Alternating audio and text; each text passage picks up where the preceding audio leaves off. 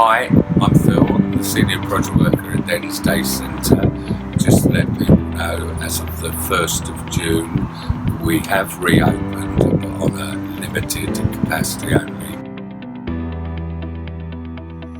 Services we're offering at the moment is mainly laundry and shower facilities. There is also computer use for people if they need that, and that is directed at people we know are homeless and or in desperate need.